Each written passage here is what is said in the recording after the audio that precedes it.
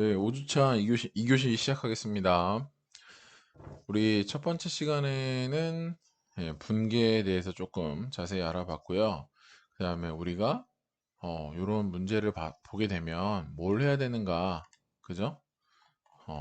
를 알아봤습니다. 그리고 프로그램에도 어디다 입력하는지도 메뉴도 확인해 봤습니다. 되셨죠? 그러면 이제 하나씩 하나씩 연습을 해 봐야겠죠? 근데 역시나 제일 중요한 게 첫 번째 했던 거를 가지고 제가 한번 이렇게 해볼게요. 여러분들도 한번 해보세요. 자, 이런 양식을 하나 제가 드릴 테니까 한번 보고 따라해 볼까요? 같이. 번호는 1번이었어요, 아까. 저 요거 가지고 할 거예요. 요거 1번. 여기 1번이죠. 1번이고, 그 다음에 날짜가 5월 3일이었죠. 5월 3일. 그럼 이 5월 3일을 여기다가 이렇게 적는다. 분계 과정은 내용이 뭐였죠? 간단하게 서울전자의 외상대금 500만 원을 국민은행 보통예금 계좌로 이체 받았다 라는 내용이었어요.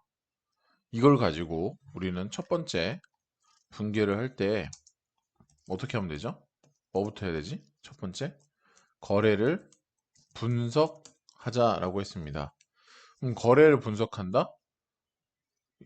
이 내용을 가지고 우리가 거래를 분석해 보는 거예요. 두 가지를 찾아내야 된다 그랬어요. 하나, 뭐라고? 보통 예금이 늘어남. 또 하나 찾아내야죠. 뭐가 있죠? 외상 대금이 줄어들었다. 줄어듦.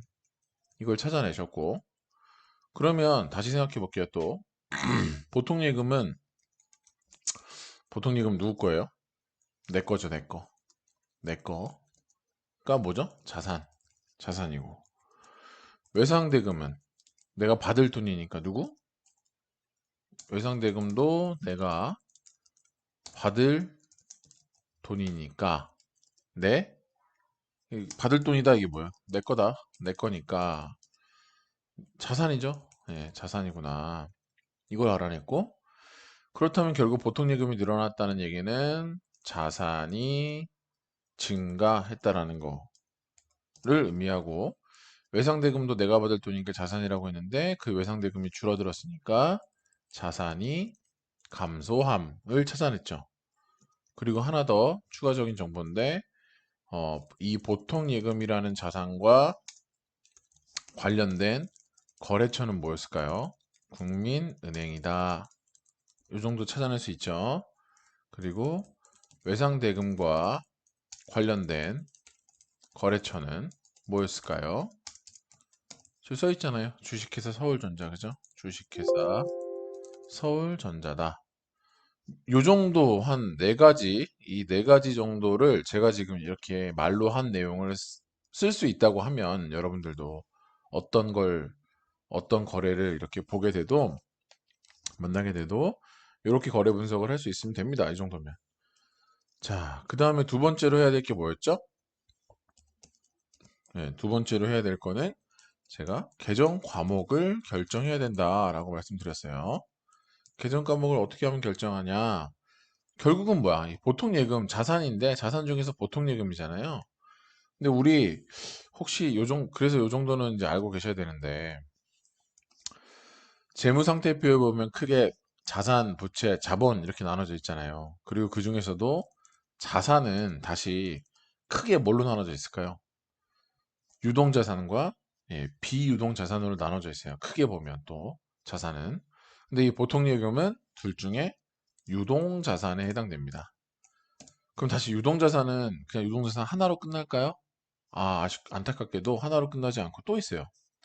당좌자산과 재고자산으로 크게 나눠집니다. 근데 보통 예금은 둘 중에 재고는 아니겠죠. 네, 당좌자산이 되겠습니다. 그리고 그 당좌자산에 현금, 보통예금, 예금적금, 뭐 등등등 여러 가지가 있어요. 한번 볼까요? 어떻게 생겼나? 여기 계정 과목 및 적요 등록 한번 가볼게요. 프로그램에서 계정 과목 및 적요 등록을 한번 눌러보시면 짠 여기 나오죠. 계정 체계가 크게 보면 대부분 자산은 크게 보면 유동자산과 비유동자산이 있다고 했죠. 근데 그 유동자산에는 당좌자산하고 재고자산이 있어요. 이 두 개를 묶어서 보통 유동자산이라고 합니다. 그리고 투자와 유형과 무형을 여기까지 이 네 개를 합쳐서 뭐라고 한다? 비유동자산이라고 합니다. 그리고 이 유동자산과 비유동자산을 합쳐서 자산이라고 합니다. 되셨죠? 자산, 유동자산, 비유동자산. 유동자산에는 당좌, 재고자산, 비유동자산에는 투자자산, 유형, 무형, 그리고 이 세 가지 중에 어떤 것도 아닌 것, 기타, 비유동자산. 이렇게 구분된다. 이 정도의 계정 체계는 여러분들이 머릿속에 가지고 계셔야 됩니다. 그리고 다시 당좌 자산을 자세히 보면 여기 보이시죠? 101번부터 145번까지라고 보이시죠? 예, 이런 내용들이 있는 거야.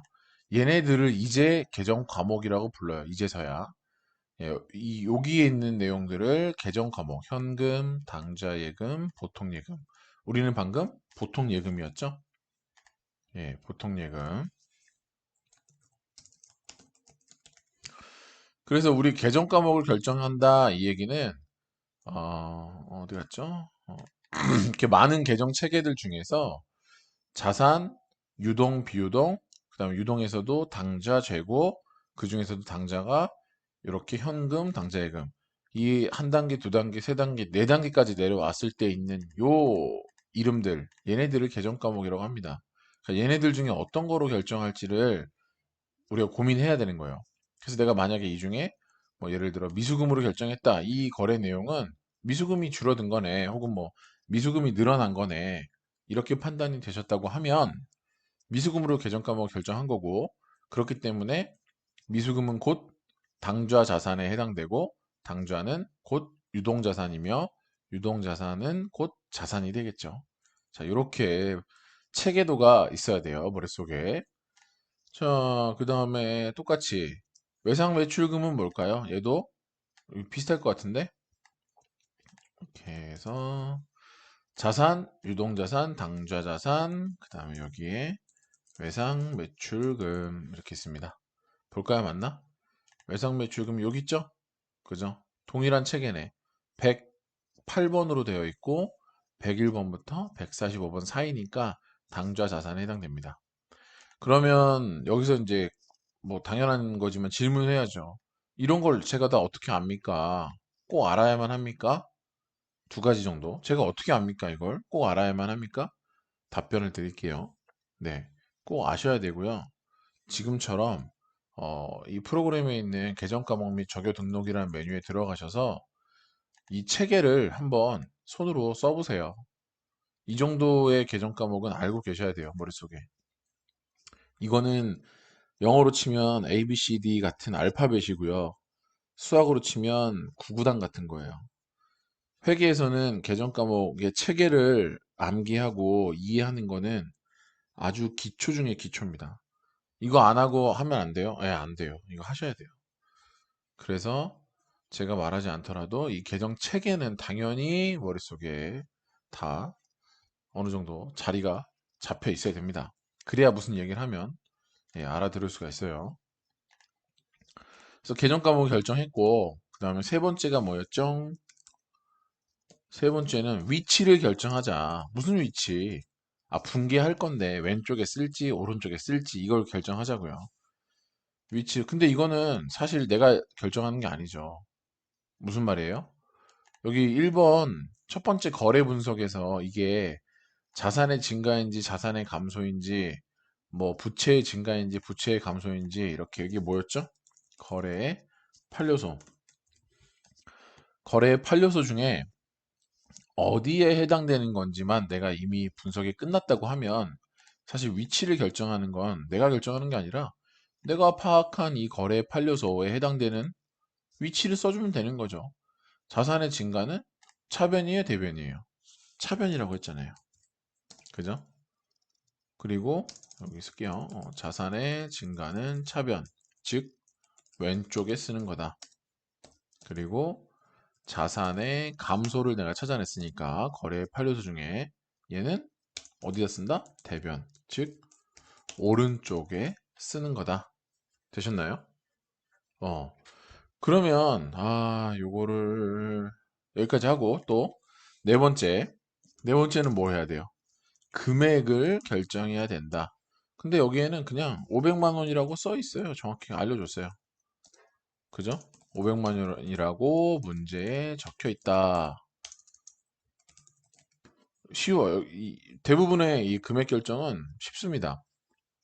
자, 그래서 최종적으로 분계라는 건 어떻게 나오는 거냐? 이렇게 나와야 되겠죠. 날짜가 2020년 5월 3일입니다. 그리고 왼쪽 차변, 지금 여기 요거 보셔야 돼요. 요거.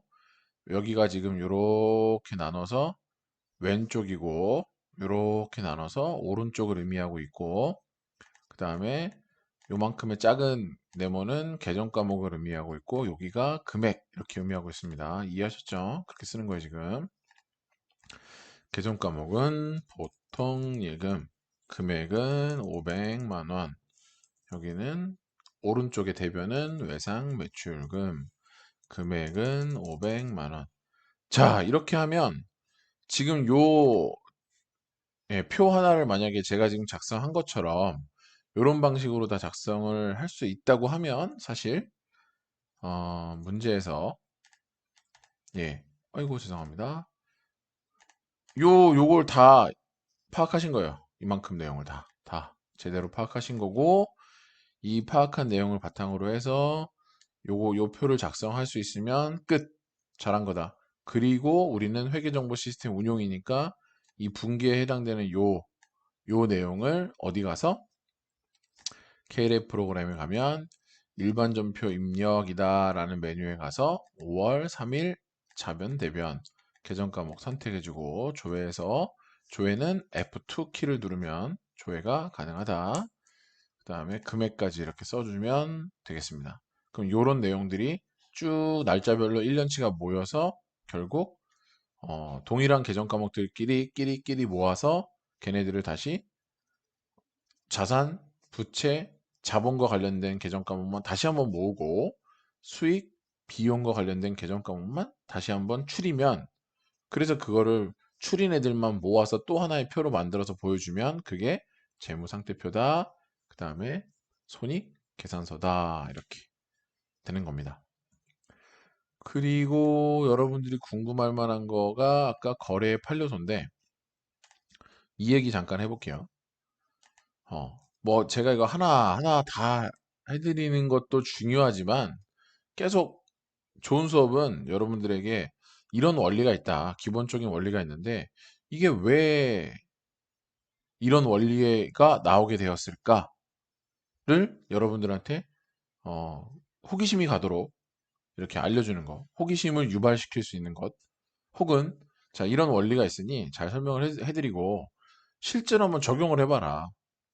적용하면서 도대체 이 원리가 왜 나왔는지를 역으로 귀납적으로 한번 이해해봐라. 뭐 요렇게 계속 화두를 던져주는 수업이 사실은 여러분들에게 매우 매우 좋은 수업이에요. 실력도 느는 거고. 뭐 고등학교 때 학원처럼 하나하나를 다 같이 그냥 풀고 이렇게 해주는 것도 나쁘진 않습니다만 뭐 별로 뭐 크게 뭐 발전이 없는 거죠. 그죠? 이제 여러분들은 어찌 됐든지 간에 우리는 이제 전문대학으로서 어떤 취업이라든가 특정한 기술, 그죠? 이런 것들에 대한 학습을 상당히 직접적인 목표로 가지고 있는 학교가 맞긴 맞습니다. 그래서 그런 직업교육 위주가 되긴 되는데, 그럼에도 불구하고 고등학교까지와는 대학이 다르다라고 말할 수 있는 제 생각에, 제 주관적인 생각에 가장 큰 차이점은 학생 스스로 공부할 수 있는 어떤 능력이나 그런 습관, 학습 습관 이런 것들을 좀 제대로 키워야 되는 곳이 대학이에요. 그래서 누가 꼭 옆에서 이건 이거야. A는 A고 A는 B고 B는 C인데 그래서 A는 C야. 뭐 이런 식의 무수한 지식을 계속 알려주고 그걸 듣고 수동적으로 듣고 이런 교육은 뭐 별로 그렇게 효과가 높지 않아요, 사실. 그럼 어떤 게 제일 좋냐? 제일 좋은 건 여러분들이 스스로 궁금해서 찾아보고 고민해보고 골똘히 생각해보는 게 가장 좋습니다. 그런데 그거를 그냥 가만히 내버려 두면 갑자기 내가 궁금한 게 막 생겨가지고 아, 저걸 한번 탐구해봐야 되겠다. 한번 저걸 한번 연구해봐야 되겠다. 이런 생각이 들 수도 있지만 잘 안 듭니다. 그래서 선생님들이 할 수 있는 건 요런 기본적인 어떤 핵심 논리가 있는데 이게 왜 그런지 한번 같이 생각해 볼래? 이거 궁금하지 않니? 이렇게 자꾸 되물어 주는 거죠. 여러분들한테. 그래서 아, 저거 왜 그러지? 라는 생각을 한 번쯤 할 수 있다면 그래서 그걸 가지고 스스로 학습을 막 하게 된다면 사실은 그게 아주 아주 효과적인 방법이고 그리고 고등학교보다는 대학에 왔기 때문에 여러분들이 찾을 수 있는 의미감입니다. 예, 제가 수업 시간에 원래 다른 얘기를 잘 안 하는데 예, 이런 얘기를 했네요. 좀 조금이라도 도움이 됐으면 하는 바람에 하는 거고요. 바로 또 하겠습니다. 어디까지 했죠? 아, 그래서 이 얘기를 하려고 하다가 그랬네요. 거래 판료소라는 거는 왜 자산의 증가는 왼쪽에 써요? 차변이라고 부르고 자산의 감소는 왜 오른쪽에 써요? 대변이라고 부르고 뭐 이런 근원적인 이유에 대해서 궁금할 수도 있잖아요. 그죠? 궁금할 수도 있는데 이 모든 것의 출발은 뭐에서 왔냐면 우리가 계속 우리의 궁극적인 목표는 뭐다? 제가 계속 말씀드려요. 재무제표를 만드는 것이다. 이거 하기 위해서 지금 계속 회계정보 시스템 운영 배우고 있는 거고 중급에게도 배우고 있는 거예요, 다. 근데 재무제표를 작성하는 건데 그럼 재무제표에는 대표적인 게 뭐가 있어요? 뭐 이런 것들이 있잖아요. 그죠? 이런 것들이 있는데 사실 이거는 뭐 재무회계 개념체계에서 계속 변하기 때문에 뭐 지금 현재 가장 최신으로 업데이트된 회계 기준에서는 또 재무제표를 어디까지 보자라고 얘기했는지는 잘 모르겠습니다만 비슷해요. 계속. 예, 비슷합니다. 뭘 하나 넣었다 뺐다 이렇게 하는데 그게 중요한 게 아니라 대동소이합니다만 재무상태표라는 거, 손익계산서라는 거 이 두 가지가 일단은 어쨌든 제일 메인입니다. 원투펀치죠 이게. 예, 레프트, 라이트 두 개 제일 중요한데 말 그대로 일정 시점의 재무 상태고 일정 기간 동안의 손익에 대한 내용이 일단 제일 중요하잖아요. 그런데 이 재무상태표와 손익계산서라는 걸 양식을 정해놔야 되지 않겠습니까? 양식? 그죠? 모양새, 양식. 야, 이거 어떤 형태로 재무상태와 이 회사의 손익을 보여줄 거야? 보여주는 게 좋겠냐? 라는 거를 고민해서 양식을 정해놨어요. 근데 그 양식을 어떻게 정해놨냐면, 아시죠? 이거 좀 지우고, 이 재무상태표라고 해볼게요. 재무상태표는 양식을 어떻게 정해놨냐면, 야, 표를 이렇게 만들고, 재무상태표라고 쓰고, 이쪽 왼쪽 반을 나눠서, 왼쪽에는 뭐? 자산. 진짜 죄송합니다. 이렇게 해서, 어, 여기 왼쪽은 절반을 자산을 표시하자. 약속했습니다. 그렇게 약속했고, 그 다음에 오른쪽은요. 오른쪽은 이만큼을 부채만 표시하자, 여기다가. 그리고 요만큼은 자본을 표시하자. 그래서 부채는 우리 뭐라고도 배워요? 타인자본이라고도 배우고요. 의미상. 계정 과목을 이렇게 쓴다는 얘기가 아니에요. 의미상 타인자본. 그 다음에 얘는 의미상 자기자본이라고도 부르는데, 자본이라는 게 남한테 빌려온 자본하고 우리 스스로 처음에 회사를 운영해 보겠다고 낸 자금 혹은 운영하는 과정에서 우리 스스로의 힘으로 벌어들인 자금 뭐 이런 것들이 있을 거 아닙니까? 이 두 개가 다 결국은 이 회사의 자산이잖아요. 그래서 모양을 이렇게 하기로 한 거예요. 약속을. 그죠? 이거 제일 중요해. 뭐다? 약속이야, 약속. 우리가 배우고 있는 이 사회과학은 대부분 뭐냐? 약속이 많습니다. 그 약속을 왜 그렇게 하기로 했느냐? 거기에 뭐 대단한 이유가 있는 것들도 있지만 지금처럼 특별한 이유가 없는 것도 있어요. 만약에 얘를 반대로 해서 이렇게 하지 말고, 그죠? 이렇게 하지 말고 이쪽에다가 왼쪽을 부채로 하고 이쪽을 자본으로 하고, 그죠? 그 다음에 오른쪽을 다 자산으로 표시하자 우리. 이렇게 처음에 약속했으면 아마 이 거래 판료소라는 걸 가지고 이게 왼쪽 요소, 차변 요소냐 대변 요소냐 얘기할 때 바뀌었을 거예요, 반대로. 근데 이거 그냥 이렇게 하지 않았어요. 왜? 이렇게 하나, 이렇게 하나. 뭐 큰 의미는 없잖아요, 이거는. 그죠? 중요한 거는 모든 사람들이 다 재무상태표를 볼 때 절반을 나눠서 왼쪽은 자산을 기록하자라고 합의하는 게 중요하지. 그걸 왼쪽으로 합의하는 게 중요하냐? 오른쪽으로 합의하는 게 중요하냐? 중요한가요? 네. 그건 뭐 그렇게 중요하지 않겠죠. 왼쪽이든 오른쪽이든. 근데 일단은 우리는 과거로부터 지금까지 꽤 오랜 시간 재무상태표라는 표를 만들 때 절반으로 나눠서 왼쪽은 자산을 표시하자 이렇게 약속을 했거든요. 그러니까 얘가 출발점이에요. 얘가 출발점. 출발점. 이거를 기억하셔야 돼요. 그래서 먼저, 제일 먼저. 아, 재무상태표를 만드는 게 우리의 궁극적인 계속 회계의 목표인데, 그 표가 생긴 게 왼쪽에다가 자산을 표시하고, 오른쪽에 부채, 자본을 표시하기로 약속했구나. 이게 출발점이야. 그렇기 때문에 만약에 이 자산이 증가했다, 증가한 거래가 나오면 그 거래의 내용은 그냥 왼쪽에 써주자는 거야. 원래 왼쪽이 기본값이니까 기본값이 증가했다? 그럼 여기에 왼쪽에다 써주자. 그래서 여기 자산의 증가예요. 근데 만약에 자산이 줄어들었다 그러면 자산은 원래 마지막으로 최종적으로 표시될 위치가 왼쪽인데 그 왼쪽에 표시되어야 되는 내용과 반대로 줄어들었기 때문에 여기는 지금 자산이 존재하는 거고 자산이 존재하거나 늘어나는 것만 여기다 적게 되겠죠. 왜 여기다 자산 왼쪽에 표시하게 됐으니까. 근데 만약에 자산이 줄어들었다면 표시할 때 오른쪽에다가 적는 거예요. 그래야 얘가 줄었다라는 걸 이해할 수 있어요. 그러니까 예를 들어서 내가 자산이 처음에 100원을 가지고 시작했는데 자산이 늘어났다. 그러면 우리 나중에 100원만큼 늘어났다. 그럼 최종적으로 재무상태표에 어떻게 쓰겠어요? 자산 100원이 아니고 얼마로 쓴다?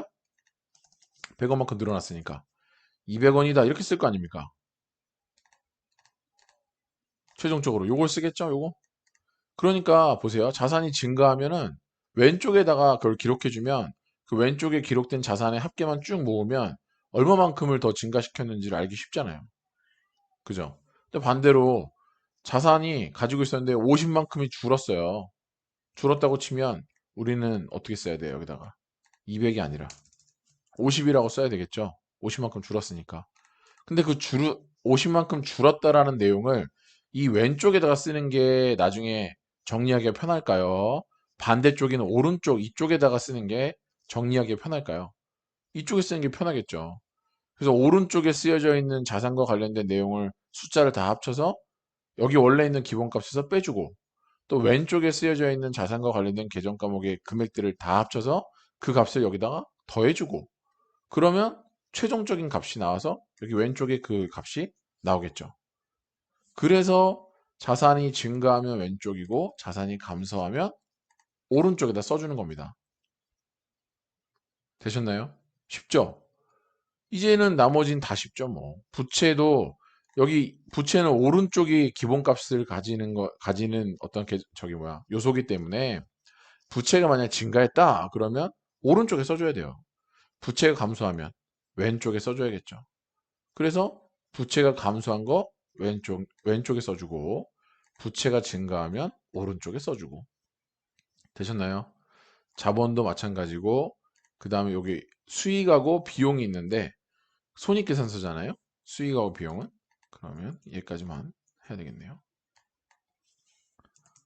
손익계산서도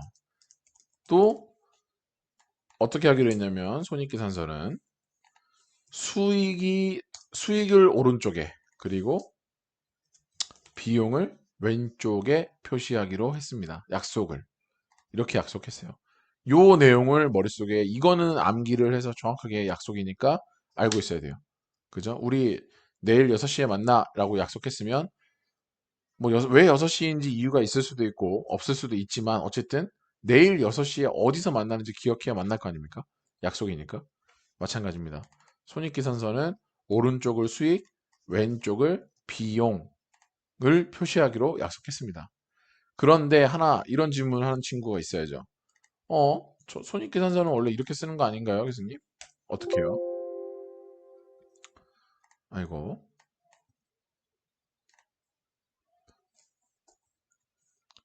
자, 어떻게 쓰는 거냐? 손익계산서는 위에 수익이고요. 그 다음에 밑으로 내려가면 비용이 있어서 결국 제일 밑에 가면 당기순이익 이렇게 나타나는 거 아닌가요?